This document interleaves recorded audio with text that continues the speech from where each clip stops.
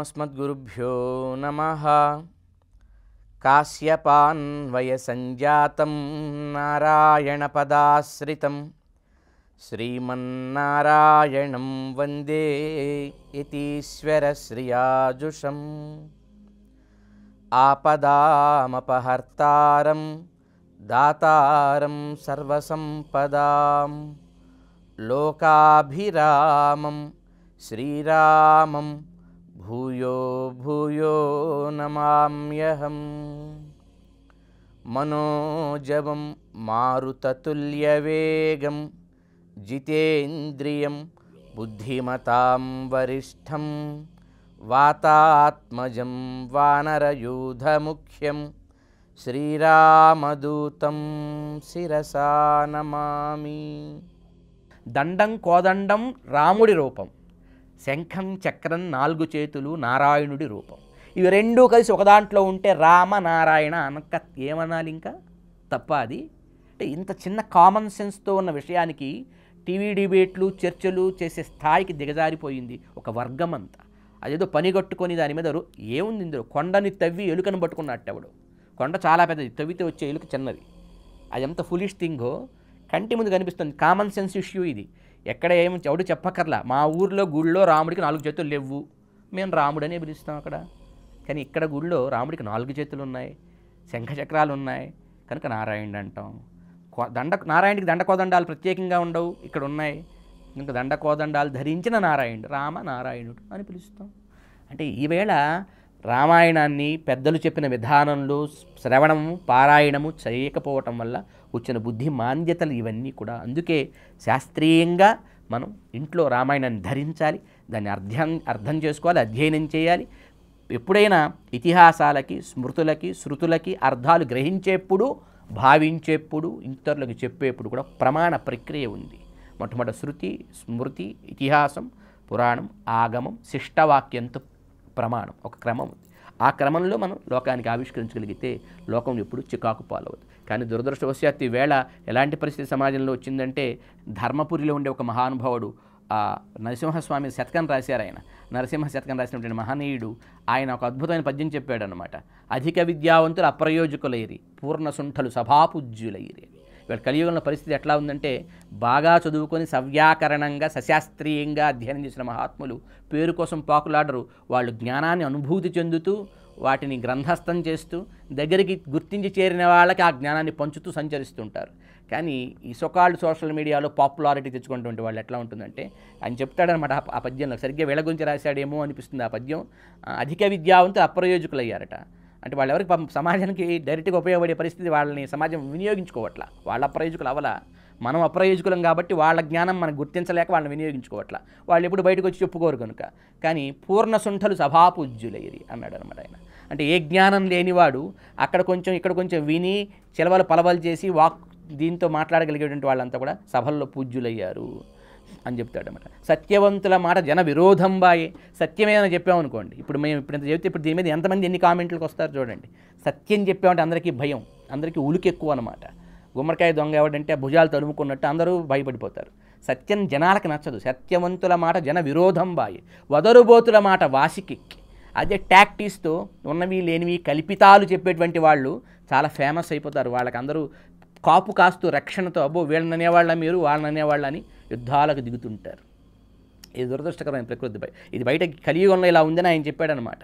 ఏదో ధర్మవర్తనులు ధర్మవాదన పరులు వాళ్ళు ధర్మాన్నే నిష్టగా తీసుకొని వెళ్ళేటువంటి వాళ్ళంతా కూడా దారిద్ర్యం అందిరి.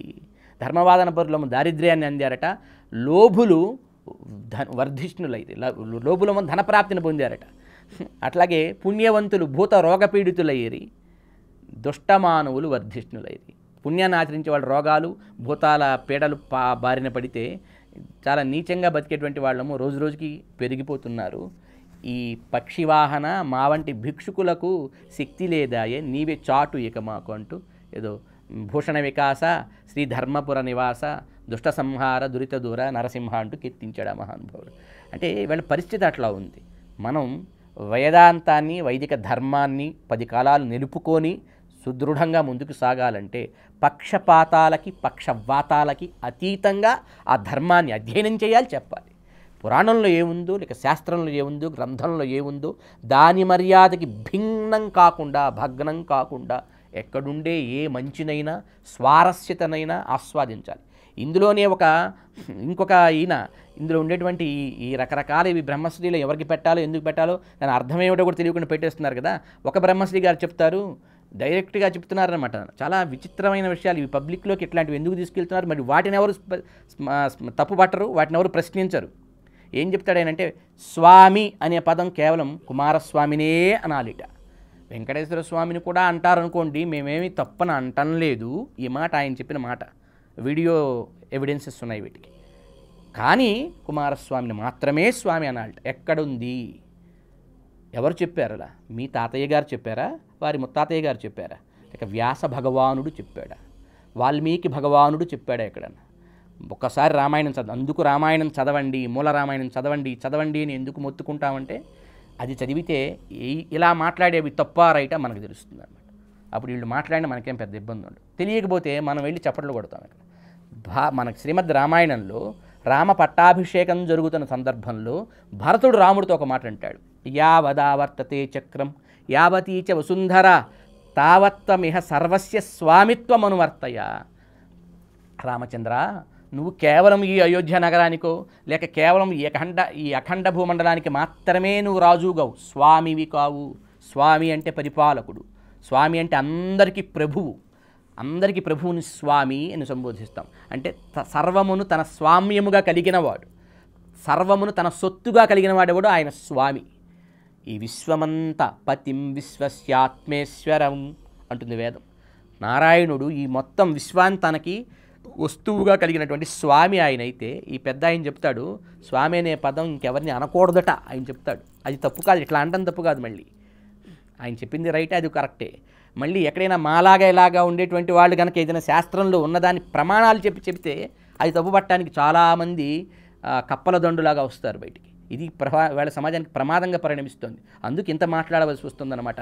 సుందరకాండని యొక్క అంతర్గర్భితమైనటువంటి తత్వ రహస్యాన్ని చెప్పే సందర్భంలో ఎందుకు చెప్పాల్సి వచ్చిందంటే, ఇవాళ సమాజం దుష్టపోకడల్లో పోయి పాడవుతోంది, పతనం వైపు వెళుతోంది. ఆలోచించి ప్రశ్నించి ఆనకట్ట వేసేవాడు ఒక్కడన్నా ఉండాలి, చెప్పాలి కనుక చెప్పాల్సి వచ్చి చెబుతున్నాం అనమాట.